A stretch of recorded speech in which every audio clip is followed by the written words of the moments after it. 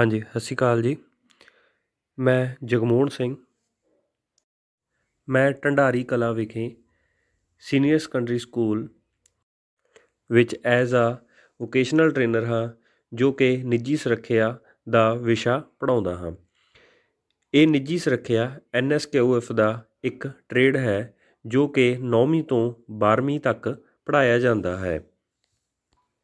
ਇਸ ਟ੍ਰੇਡ ਵਿੱਚ ਆਪਣੇ ਬਾਰੇ ਜਾਣਕਾਰੀ ਅਤੇ ਆਪਣੀ ਸੁਰੱਖਿਆ ਅਤੇ ਹੋਰ ਦੀ ਸੁਰੱਖਿਆ ਸਭ ਦੇ ਬਾਰੇ ਜਾਣਕਾਰੀ ਅਤੇ ਉਸ ਦੇ ਬਾਰੇ ਸਿਖਾਇਆ ਜਾਂਦਾ ਹੈ। ਇਹ ਨਿੱਜੀ ਸੁਰੱਖਿਆ ਵਿੱਚ ਸੁਰੱਖਿਆ ਦੇ ਨਾਲ ਨਾਲ ਸਾਨੂੰ ਆਪਣੀ ਸਫਾਈ ਅਤੇ ਡਰੈਸ ਅਤੇ ਅਨੁਸ਼ਾਸਨ ਦੇ ਵਿੱਚ ਕਿਸ ਤਰ੍ਹਾਂ ਰਹਿਣਾ ਹੈ, ਇਹ ਸਭ ਦੇ ਬਾਰੇ ਵਿੱਚ ਜਾਣਕਾਰੀ ਦਿੱਤੀ ਜਾਂਦੀ ਹੈ। ਅੱਜ ਆਪਾਂ 12ਵੀਂ ਕਲਾਸ ਦੇ ਇੱਕ ਟੌਪਿਕ ਸੁਰੱਖਿਆ ਕਾਰਵਾਈਆਂ ਵਿੱਚ ਵਿਗਿਆਨਿਕ ਤਕਨੀਕ ਸਹਾਇਕ ਸਮੱਗਰੀ ਬਾਰੇ ਜਾਣਕਾਰੀ ਦੇ ਵਿਸ਼ੇ ਬਾਰੇ ਜਾਣਕਾਰੀ ਸਾਰੀ ਹਾਸਲ ਕਰਾਂਗੇ। ਸੁਰੱਖਿਆ ਹਰ ਇੱਕ ਵਿਅਕਤੀ ਦੀ ਜ਼ਰੂਰਤ ਬਣ ਗਈ ਹੈ। ਇਸ ਨਾਲ ਇੱਕ ਸੁਰੱਖਿਆ ਵਾਤਾਵਰਨ ਮਿਲਦਾ ਹੈ, ਜਿਸ ਵਿੱਚ ਲੋਕ ਆਪਣੇ ਹਰ ਰੋਜ਼ ਦੇ ਕੰਮ ਅਤੇ ਵਪਾਰ ਕਰ ਸਕਦੇ ਹਨ।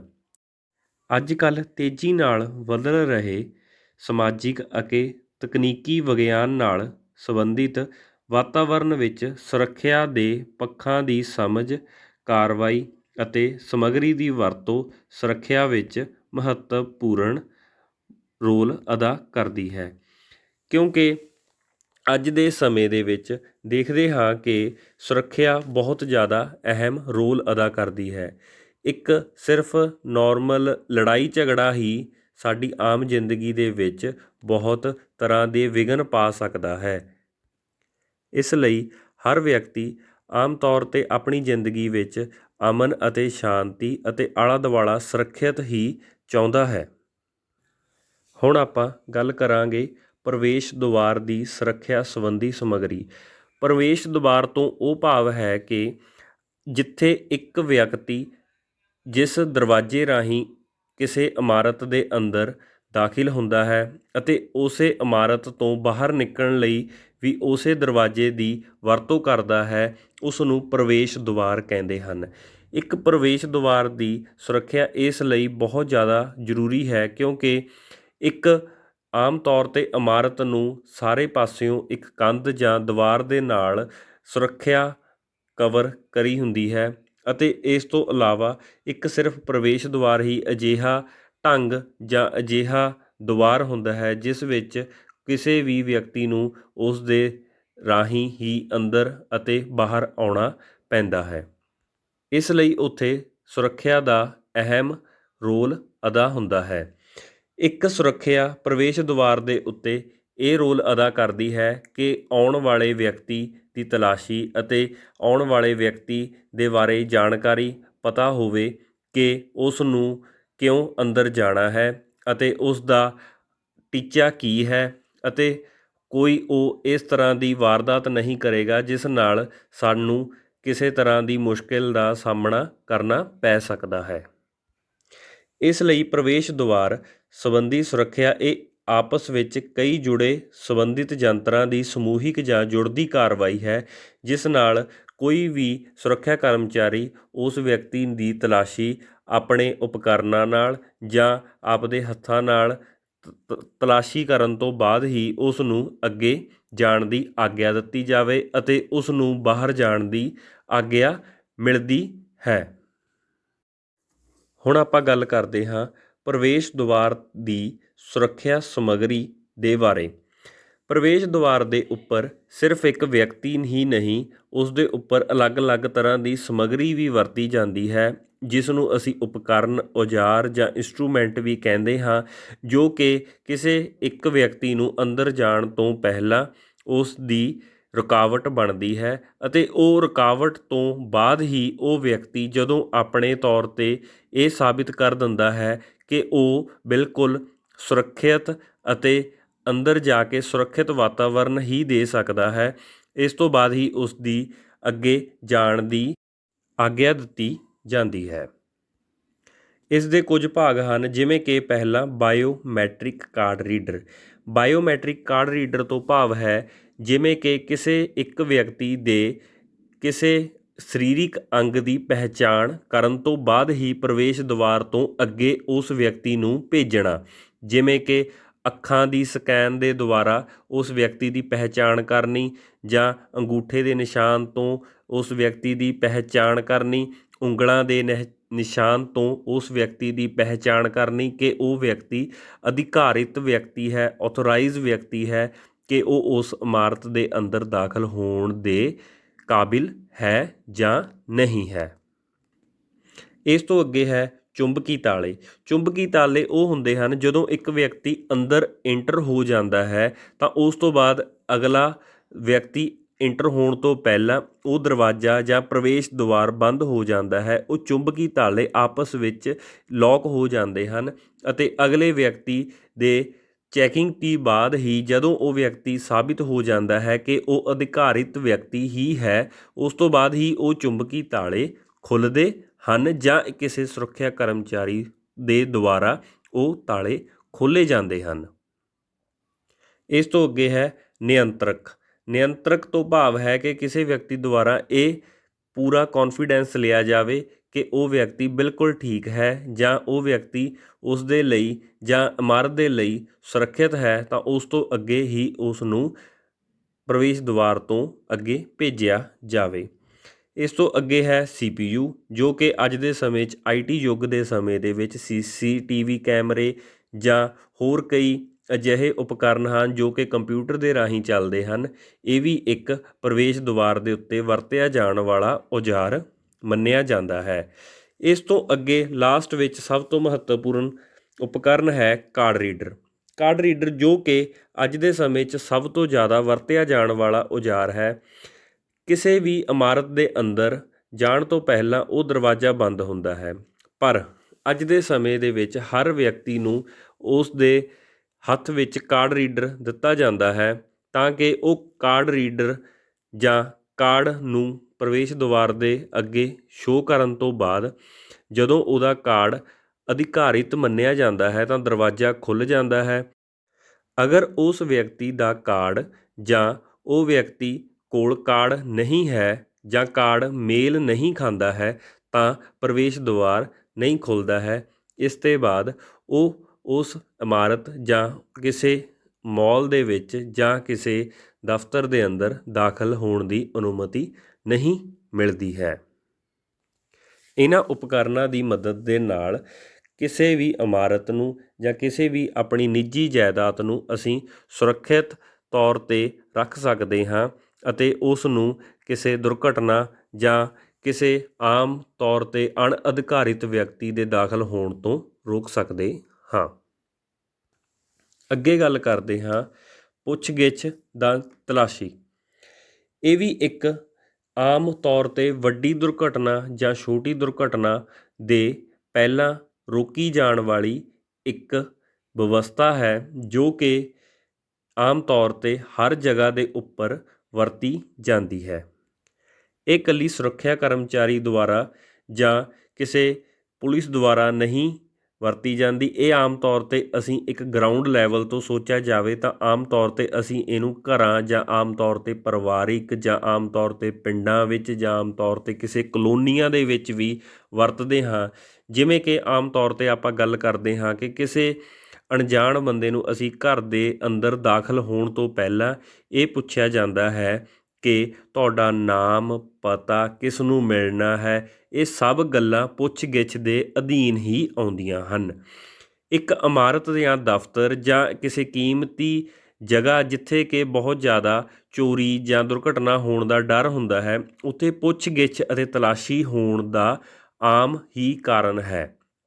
ਇਸ ਲਈ ਪੁੱਛਗਿੱਛ ਅਤੇ ਤਲਾਸ਼ੀ ਇਹ ਇੱਕ ਸਾਨੂੰ ਸੁਰੱਖਿਅਤ ਵਾਤਾਵਰਨ ਵੀ ਪ੍ਰਦਾਨ ਕਰ ਸਕਦੀਆਂ ਹਨ। ਇਸ ਲਈ ਇਹ ਕਿਸੇ ਸੁਰੱਖਿਆ ਕਰਮਚਾਰੀ ਨੂੰ ਇਸ ਦੇ ਲਈ ਬਹੁਤ ਹੁਸ਼ਿਆਰ ਅਤੇ ਚੰਗਾ ਗੁਣਵਾਨ ਹੋਣਾ ਚਾਹੀਦਾ ਹੈ ਜੋ ਕਿ ਪੁੱਛਗਿੱਛ ਅਤੇ ਤਲਾਸ਼ੀ ਦੇ ਸਮੇਂ ਪੂਰੀ ਤਰ੍ਹਾਂ ਨਿਰਖ ਅਤੇ ਪੂਰੀ ਤਰ੍ਹਾਂ ਚਲਾਕੀ ਦੇ ਨਾਲ ਕਰ ਸਕੇ, ਜਿਸ ਨਾਲ ਕਿਸੇ ਕਿਸਮ ਦੀ ਕੋਈ ਛੋਟੀ ਮੋਟੀ ਚੀਜ਼ ਜਾਂ ਛੋਟੀ ਮੋਟੀ ਜਾਣਕਾਰੀ ਨਾ ਰਹਿ ਸਕੇ।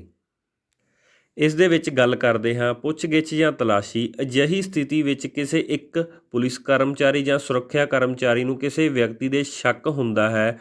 ਉਹ ਵਿਅਕਤੀ ਦੀ ਤਲਾਸ਼ੀ ਯੰਤਰ ਦੀ ਵਰਤੋਂ ਕਰਕੇ ਜਾਂ ਹੱਥਾਂ ਰਾਹੀਂ ਜਾਂ ਆਪਣੇ ਹੱਥਾਂ ਰਾਹੀਂ ਜਾਂ ਕਿਸੇ ਹੋਰ ਉਪਕਰਨ ਜਾਂ ਕਿਸੇ ਕਰਮਚਾਰੀ ਦੁਆਰਾ ਪੁੱਛਗਿੱਛ ਪ੍ਰਸ਼ਨ, ਇਹ ਸਭ ਜਾਣਕਾਰੀ ਇੱਕ ਅਣਜਾਣ ਜਾਂ ਅਧਿਕਾਰਿਤ ਵਿਅਕਤੀ ਜਾਂ ਅਣਅਧਿਕਾਰਿਤ ਵਿਅਕਤੀ ਨੂੰ ਦੇਖਣ ਦੇ ਲਈ ਇਹ ਕੀਤੀ ਜਾਂਦੀ ਹੈ।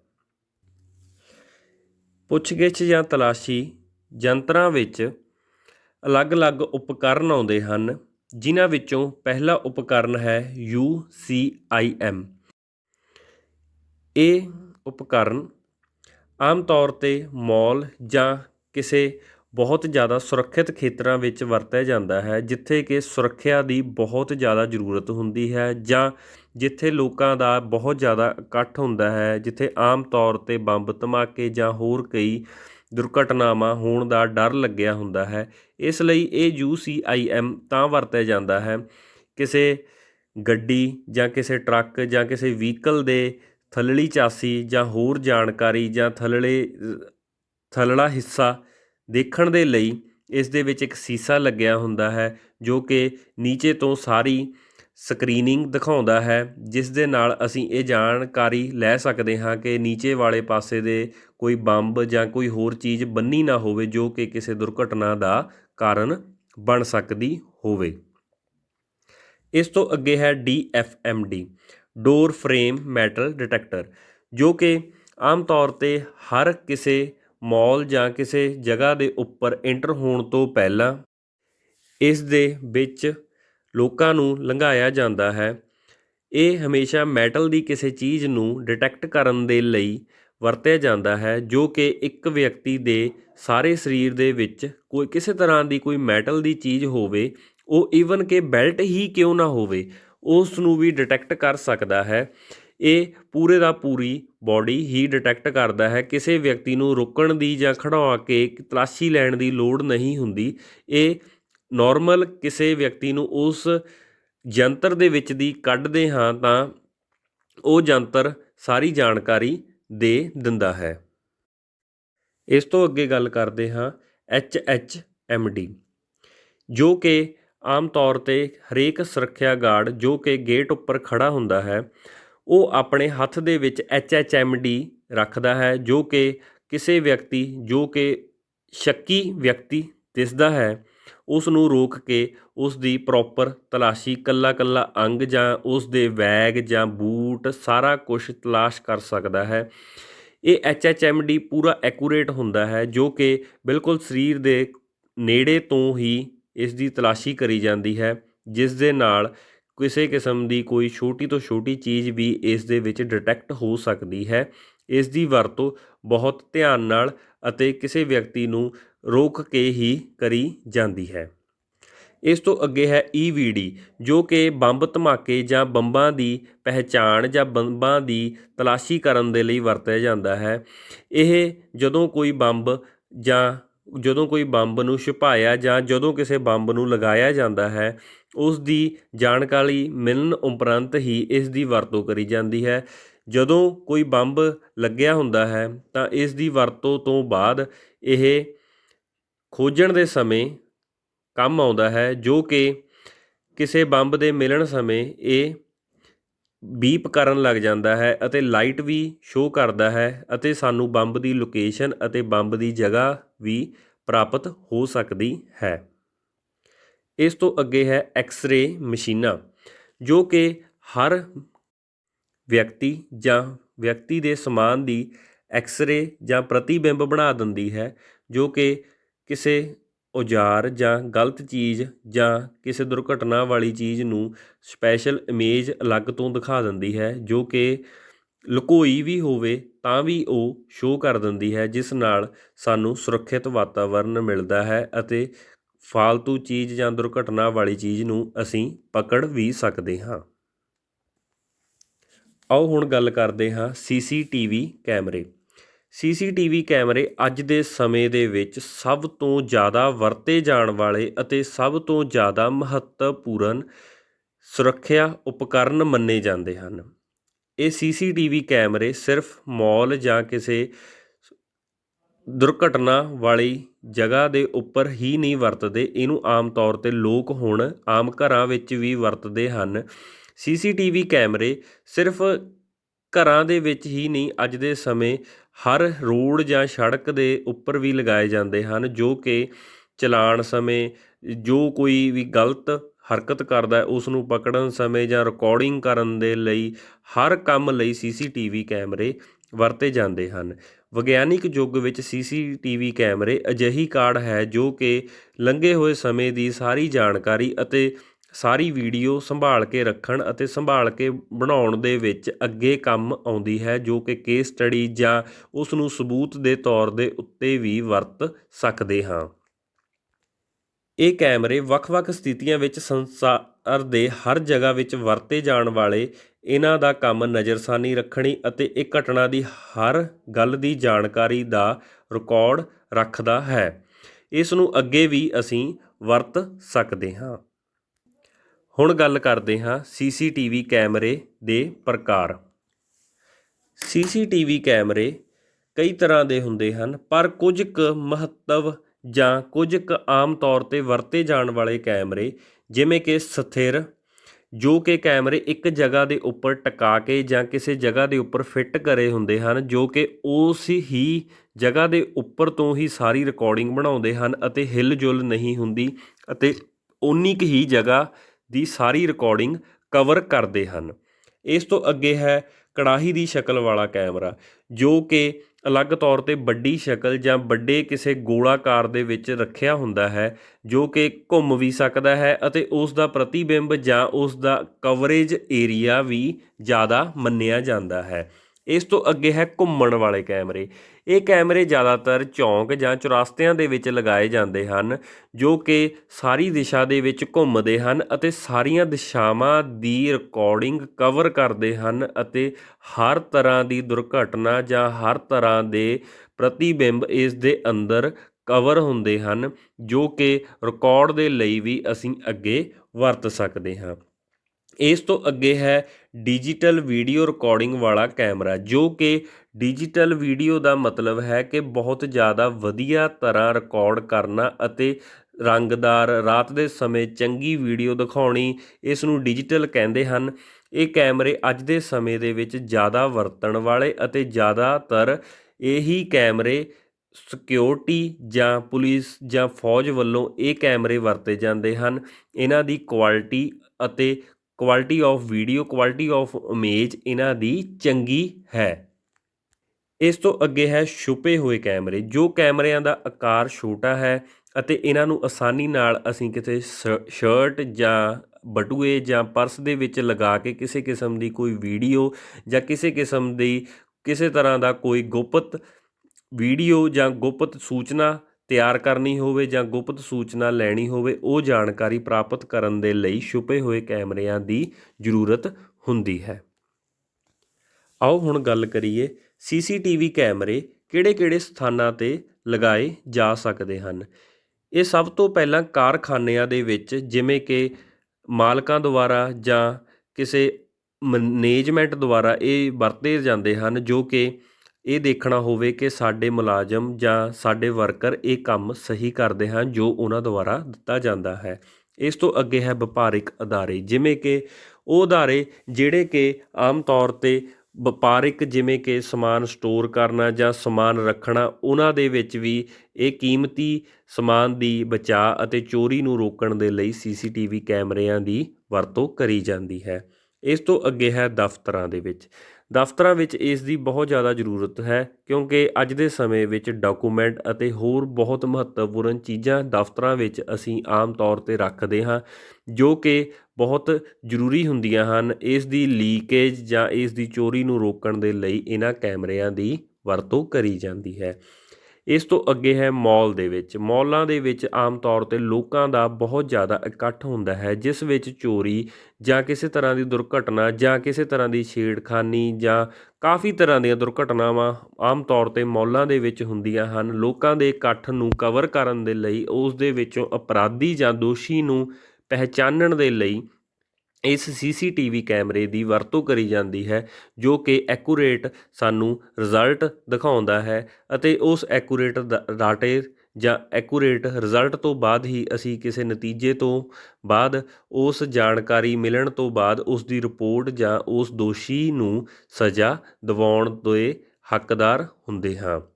ਇਸ ਤੋਂ ਅੱਗੇ ਹੈ ਹਵਾਈ ਅੱਡੇ, ਰੇਲਵੇ ਸਟੇਸ਼ਨ। ਇਹਨਾਂ ਸਭ ਦੇ ਉੱਪਰ ਹੀ ਅੱਜ ਦੇ ਸਮੇਂ CCTV ਕੈਮਰੇ ਵਰਤੇ ਜਾਂਦੇ ਹਨ, ਜੋ ਕਿ ਔਨਲਾਈਨ ਫੁਟੇਜ ਕਿਸੇ ਹੈੱਡਕੁਆਟਰ ਜਾਂ ਕੰਟਰੋਲ ਰੂਮ ਦੇ ਵਿੱਚ ਚੱਲਦੀ ਹੁੰਦੀ ਹੈ, ਜੋ ਕਿ ਉਸ ਨੂੰ ਸਾਰੀ ਕਵਰੇਜ ਇੱਕ ਕਮਰੇ ਦੇ ਵਿੱਚ ਜਾਂ ਇੱਕ ਕੰਟਰੋਲ ਰੂਮ 'ਚ ਬੈਠ ਕੇ ਦੇਖਦੇ ਹਨ ਕਿ ਹਰ ਤਰ੍ਹਾਂ ਦੀ ਗਤੀਵਿਧੀ, ਹਰ ਲੋਕਾਂ ਦੀ ਗਤੀਵਿਧੀਆਂ ਉਸ ਦੇ ਵਿੱਚ ਕਵਰ ਹੁੰਦੀਆਂ ਹਨ ਅਤੇ ਜਿਨ੍ਹਾਂ ਨਾਲ ਦੁਰਘਟਨਾਵਾਂ ਨੂੰ ਘਟਾਇਆ ਜਾ ਸਕਦਾ ਹੈ।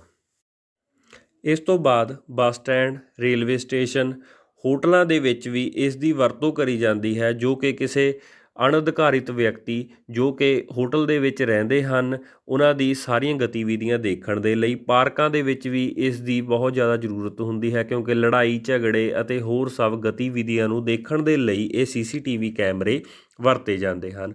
ਹੌਸਪੀਟਲਾਂ ਦੇ ਵਿੱਚ ਵੀ ਸਿਰਫ ਇੱਕ ਡਾਕਟਰਾਂ ਦੀ ਗਤੀਵਿਧੀਆਂ ਹੀ ਨਹੀਂ, ਮਰੀਜ਼ਾਂ ਦੇ ਉੱਪਰ ਵੀ ਇਸ ਦੀ ਨਿਗਾਹਸਾਨੀ ਰੱਖਣ ਦੇ ਲਈ ਜਾਂ ਆਮ ਲੋਕਾਂ ਦੀ ਜਾਣਕਾਰੀ ਜਾਂ ਚੋਰੀ ਡਕੈਤੀ ਜਾਂ ਦਵਾਈਆਂ ਦੀ ਚੋਰੀ ਜਾਂ ਦਵਾਈਆਂ ਦੀ ਧੋਖੇਧੜੀ ਦੇਖਣ ਦੇ ਲਈ ਇਹਨਾਂ ਕੈਮਰਿਆਂ ਦੀ ਵਰਤੋਂ ਕਰੀ ਜਾਂਦੀ ਹੈ।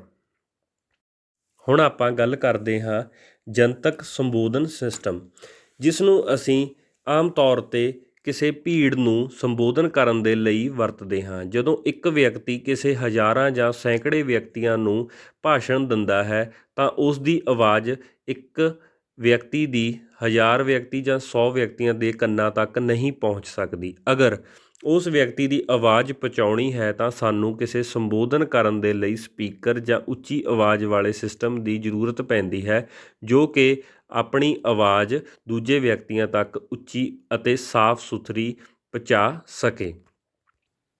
ਇਹ ਸਿਸਟਮ ਆਪਣੀ ਆਵਾਜ਼ ਇੱਕ ਜਗ੍ਹਾ ਤੋਂ ਦੂਜੀ ਜਗ੍ਹਾ 'ਤੇ ਪਹੁੰਚਾਉਣ ਦੇ ਲਈ ਹੁੰਦੀ ਹੈ ਅਤੇ ਇਹ ਇੱਕ ਵਿਅਕਤੀ ਦੁਆਰਾ ਆਪਣੀ ਆਵਾਜ਼ ਬਹੁਤ ਵਿਅਕਤੀ ਜਾਂ ਭੀੜ ਨੂੰ ਸੰਬੋਧਨ ਕਰਨ ਲਈ ਵਰਤੀ ਜਾਂਦੀ ਹੈ, ਕਿਉਂਕਿ ਇੱਕ ਭੀੜ ਨੂੰ ਉੱਚੀ ਆਵਾਜ਼ ਹੀ ਆਉਣੀ ਚਾਹੀਦੀ ਹੈ।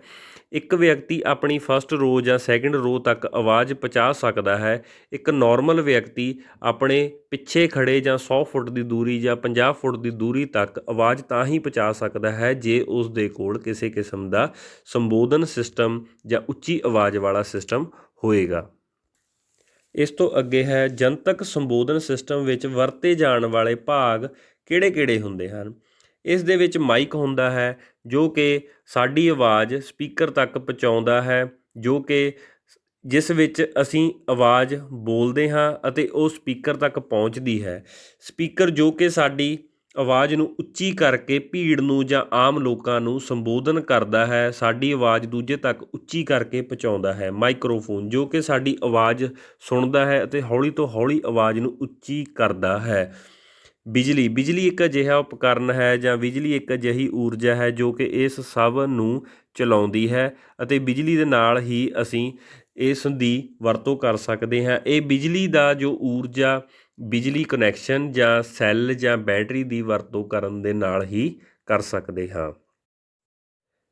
ਹੁਣ ਤੱਕ ਆਪਾਂ ਜੋ ਸਿੱਖਿਆ ਹੈ, ਇਸ ਦੇ ਵਿੱਚ ਸੁਰੱਖਿਆ ਕਰਮਚਾਰੀ ਜੋ ਕਿ ਇੱਕ ਪ੍ਰਵੇਸ਼ ਦੁਆਰ ਜਾਂ ਤਲਾਸ਼ੀ ਬਾਰੇ ਜਾਂ CCTV ਕੈਮਰੇ ਜਾਂ ਸੰਬੋਧਨ ਸਿਸਟਮ ਦੇ ਬਾਰੇ ਅਸੀਂ ਇਸ ਦੇ ਵਿੱਚ ਪੜ੍ਹਿਆ ਹੈ ਜਾਂ ਸੁਣਿਆ ਹੈ ਜਾਂ ਸਮਝਿਆ ਹੈ।